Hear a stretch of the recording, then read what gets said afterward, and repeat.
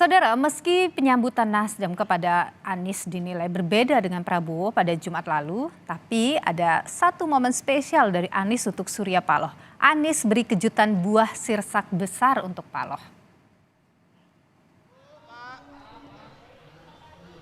Berbeda dengan Prabowo yang disambut langsung Surya Paloh, kedatangan Anies hanya disambut Ketua DPP Partai Nasdem, Sugeng Suparwoto. Anies yang tiba Jumat sore memenuhi undangan buka puasa bersama sang Ketua Umum di kantor DPP Partai Nasdem. Di tengah acara, Anies membawakan buah sirsak berukuran jumbo untuk Surya Paloh. Buah sirsak ini merupakan titipan ibunda Anies, Aliyah Rashid.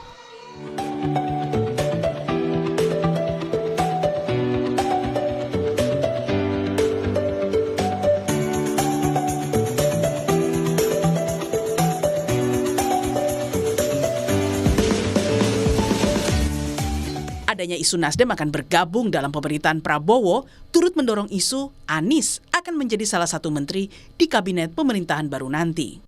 Jadi menteri di kabinet Prabowo itu benar nggak sih Pak katanya? MK-nya belum selesai. Nah, MK-nya belum selesai. Kita tunggu semua sama MK. Kita tuh gini, MK itu proses selesai. Baru dari situ kita bicara tentang langkah-langkah ke depan. Dan saya mau tanya, pembentukan kabinetnya kapan? Masih lama, makanya titip itu disimpan buat doorstop bulan-bulan berikutnya. Terima kasih Pak. Pertemuan Prabowo Subianto dengan Ketua Umum Partai Nasdem Surya Paloh diakui Gerindra ada peran Jokowi. Apalagi baik Nasdem maupun Gerindra kini masih ada dalam kabinet Jokowi Ma'ruf. Nah, sejauh mana peran Pak Jokowi, tentu beliau memiliki peranan yang sangat penting, yang sangat signifikan dalam membangun kekerabatan dalam relasi politik antar keduanya. Mengingat Partai Nasdem adalah partai yang masih berada di dalam pemerintah saat ini dan tentu terus berkomunikasi juga dengan Presiden, Pak Surya dan juga Pak Prabowo sebagai tim atau bagian daripada pemerintahan yang ada. Jadi sesuatu yang dilaksanakan atas dasar kepentingan bangsa dan negara. Saat ini, Timnas Amin tengah menjalani proses menggugat hasil pemilu 2024 di Mahkamah Konstitusi. Salah satu gugatan yang diajukan, yakni melaksanakan Pilpres ulang tanpa keikutsertaan Gibran Rakabuming Raka. Tim Liputan, Kompas TV. Sebelumnya, Saudara, Presiden terpilih Prabowo Subianto disambut karpet merah kala menyambangi Nasdem Tower pada Jumat lalu. Dan usai pertemuan, Surya Paloh juga mengantar Prabowo Subianto pulang. Namun penyambutan karpet merah itu tidak terjadi saat Anies Baswedan menyambangi Nasdem Tower setelah Prabowo. Sambutan hangat yang diberikan Nasdem kepada rival politiknya di Pilpres itu banyak dibaca sebagai bagian dari upaya bergabungnya Nasdem ke koalisi Prabowo, meski sejumlah petinggi Nasdem mengatakan peluang koalisi masih 50-50. Lalu apa sebenarnya simbol penyambutan karpet merah untuk Prabowo di markas Nasdem? Kita bahas bersama Direktur Eksekutif Indikator Politik Burhanuddin Muhtadi. Selamat sore, Bung Burhan, sehat selalu. Sore nih Lu. Bung Burhan, jadi kalau kita bicara sebelumnya di Pilpres ya, Jokowi ini kan sempat bertemu dengan Surya Paloh. Kalau Anda membaca, apakah ini satu rangkaian dengan pertemuan Prabowo dan Surya Paloh? Iya betul, jadi ada upaya dari Presiden Jokowi maupun Presiden terpilih berdasarkan hasil KPU Prabowo Subianto untuk mendekati secara intensif Surya Paloh dan Nasdem. Karena bagaimanapun kekuatan partai pendukung Pak Prabowo itu baru 45%, jadi masih jauh panggang daripada api. Diperlukan minimal satu partai lagi untuk mendapatkan simple majority, dan Nasdem dengan perolehan 9,6% itu menjadi sasaran empuk. Karena bagaimanapun Nasdem satu masih menjadi bagian dari pemerintah, yang kedua Nasdem di antara partai-partai pendukung 01 maupun 03 itu yang paling awal mengucapkan selamat atas terpilihnya Pak Prabowo sebagai presiden. Jadi artinya ada semacam kode yang dikirim oleh Nasdem untuk melanjutkan hubungan dengan Pak Prabowo di pemerintahan mendatang.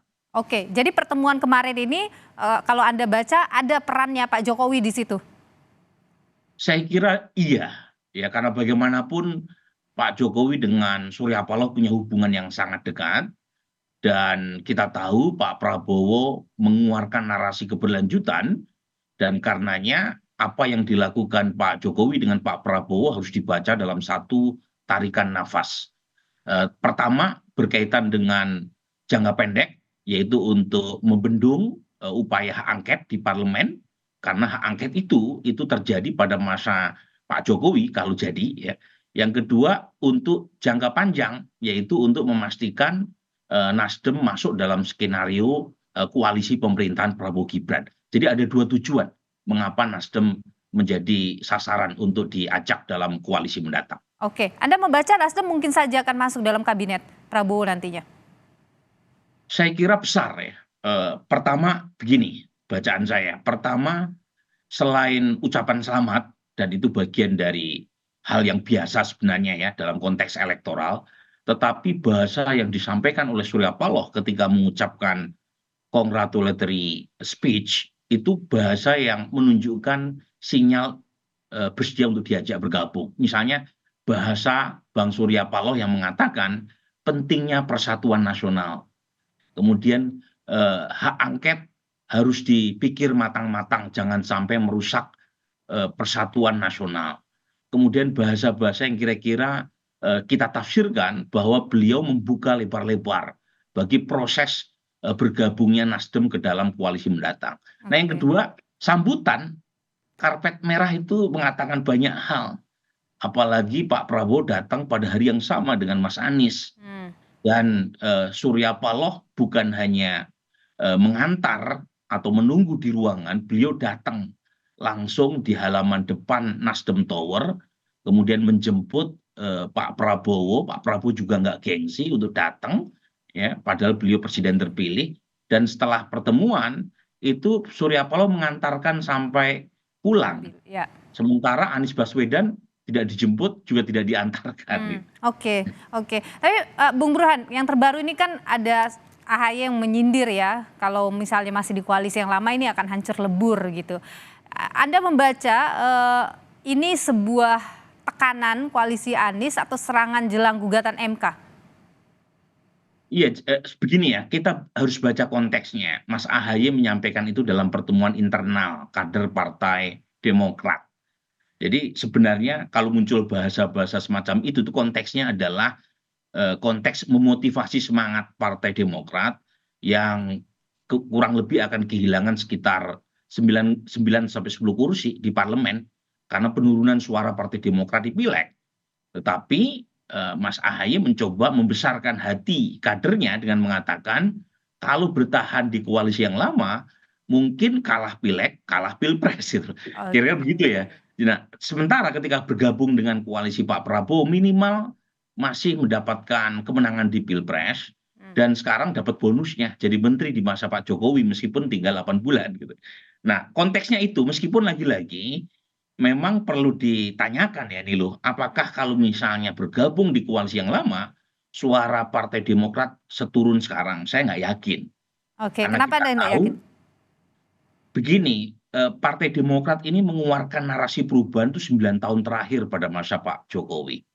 Tiba-tiba Partai Demokrat U-turn ya, pindah haluan dari koalisi yang menarasikan perubahan bersama Mas Anies kemudian pindah ke Pak Prabowo dan memang tidak bisa dihilangkan dari spekulasi berkaitan dengan pemilihan Caimin sebagai wapresnya Mas Anies gitu loh. Jadi konteksnya itu, tetapi lagi-lagi minimal Partai Demokrat dapat satu kemenangan meskipun kalah di medan peran yang lain. Baik, terima kasih Bung Burhanuddin Mutadi, Direktur Eksekutif Indikator Politik sudah berbagi pandangan di Kompas Petang. Sehat selalu, Bung.